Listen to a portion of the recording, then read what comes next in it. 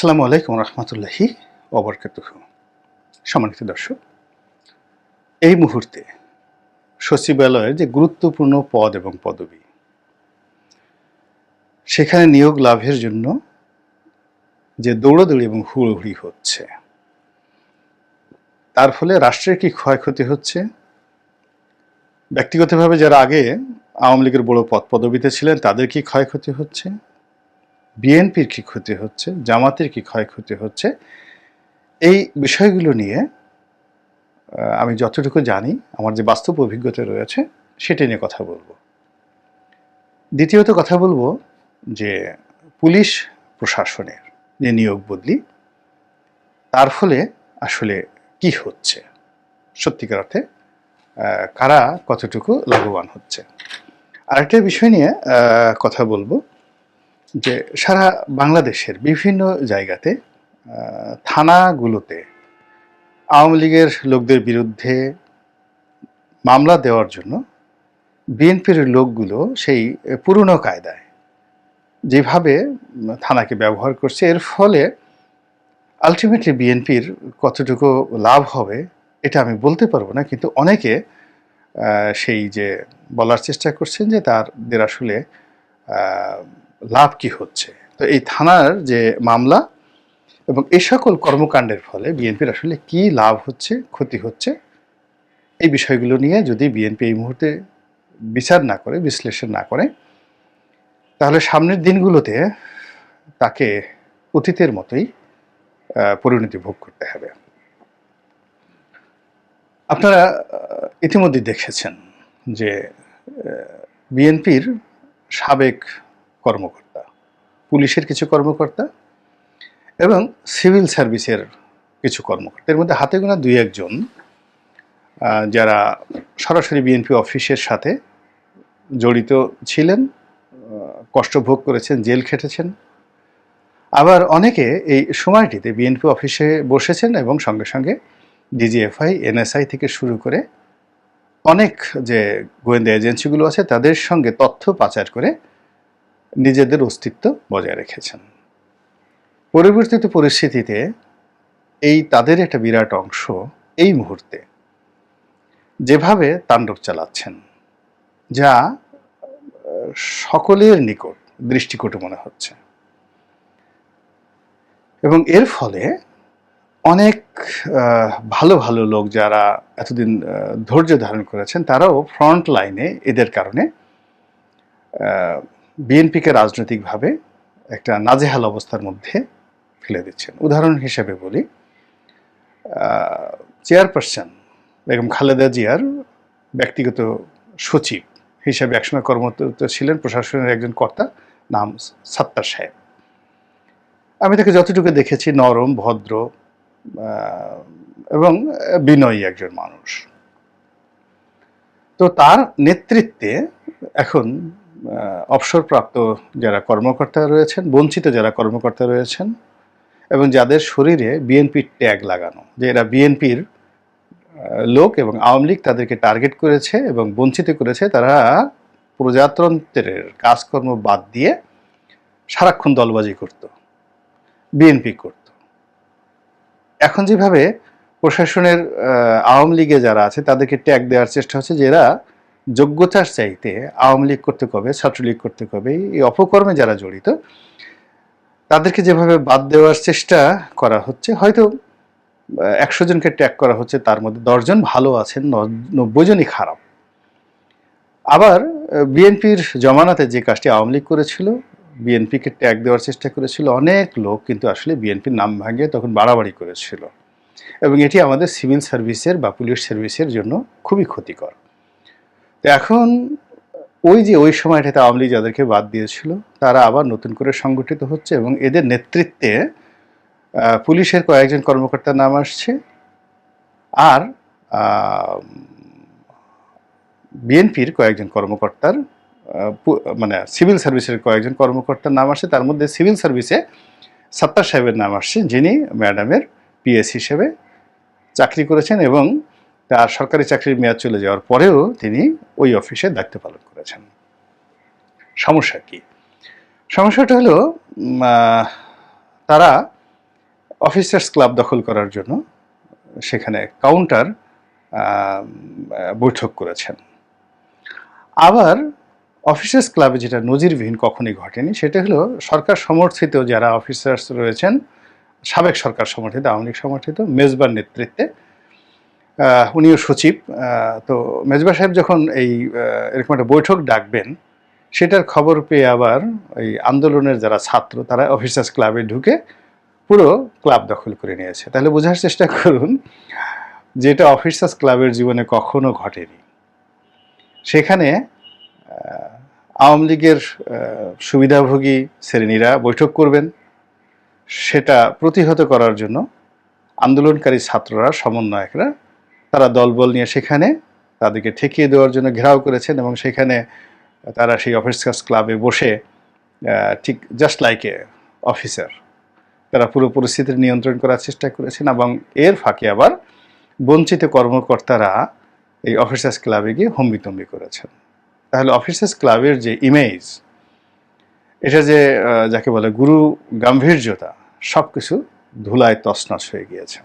এবং এর ফলে বিএনপির কতটুকু লাভ হলো, আওয়ামী লীগের কতটুকু লাভ হলো, ছাত্রদের কতটুকু লাভ হলো সেটা বলতে পারবো না। তবে রাজনৈতিকভাবে বিএনপি এবং জামাতের মারাত্মক ক্ষতি হয়ে গেল। এর কারণ হলো এই যে সাত্তার সাহেব, যিনি দীর্ঘদিন বিএনপি সেবা করে চলেছেন, এই মানুষটি জামাতের টার্গেটে পরিণত হয়েছে এবং তাকে নিয়ে তার বিভিন্ন ছবি, বিভিন্ন কর্মকাণ্ড নিয়ে সামাজিক মাধ্যমে রীতিমতো তোলপাড় শুরু হয়েছে। তিনি কি করেছেন বা করেননি সেটা আমি বলতে পারবো না, কিন্তু তার যৌবনকালের একটি ছবি যেখানে তাকে খুব রাগী, অনেকটা ঠিক ওই যাকে বলে সন্ত্রাসী টাইপের দেখায়, এইরকম মোটা তাজা একটা ছবি দিয়ে, এখন কিন্তু সত্তার সাহেব অনেক শুকিয়ে গেছেন, একদম নরম সরম, কিন্তু তার মোসওয়ালা সে বিশাল ছবি টুবি দিয়ে গোল গোল চোখ, মানে একদম নায়ক উজ্জ্বলকে যদি ভিলেন বানানো হয় সেরকম একটা ছবি, সেরকম একটা সত্তার সাহেবের ছবি দিয়ে জামাতের যারা কর্মী এবং সমর্থক সোশ্যাল মিডিয়াতে খুবই ইনফ্লুয়েন্সিয়াল, তারা দেশ বিদেশে এমন প্রচার করছেন যে এই লোকটাকে রীতিমতো ইতিমধ্যে ভিলেন বানিয়ে দেওয়া হয়েছে। তো এর বাইরে কতজন বিএনপির সেই সাবেক আমলা কর্মকর্তা নিয়োগ পেয়েছেন আমি বলতে পারবো না, কিন্তু প্রশাসনে যাদেরকে চুক্তিভিত্তিক নিয়োগ দেওয়া হলো, তারপরে ইতিমধ্যে ভালো ভালো যে প্রাইস পোস্টিং যে জায়গাগুলো সেখানে যাদেরকে বসানো হয়েছে, এদের কারোর সঙ্গে বিএনপির সম্পর্ক নাই। এদের অনেকের সঙ্গে জামাতের ভালো সম্পর্ক এবং এদের প্রায় সবাই ১/১১ সময় সুবিধে প্রাপ্ত এবং সেনাবাহিনীর সঙ্গে এদের খুব ভালো সম্পর্ক, একেবারে গুরুত্বপূর্ণ ক্রিম জায়গাতে। ফলে সচিবালয়ে এই যে বিএনপি যে লাফালাফি করছে, অফিসার্স ক্লাবে বিএনপি যে স্লিপ পাঠানোর চেষ্টা করছে, এটির কতটুকু ক্রিয়া হয়েছে, কতটুকু প্রতিক্রিয়া হয়েছে, এটি আমি এই জাস্ট বলার চেষ্টা করলাম, আপনারা বুঝে নেন। এবার পুলিশের কথা বলি। পুলিশের কিছু সাবেক কর্মকর্তা যারা খুবই অভিজ্ঞতা সম্পন্ন, এদের মধ্যে কয়েকজন অত্যন্ত মেধাবী, কিন্তু তারা যে চেষ্টা করছেন, চেষ্টা করে বিএনপির যে সত্যিকার মেধাবী বঞ্চিত যারা লোকজন আছেন তাদেরকে ভালো ভালো পদে দিতে পেরেছেন আমি এখন পর্যন্ত দেখিনি।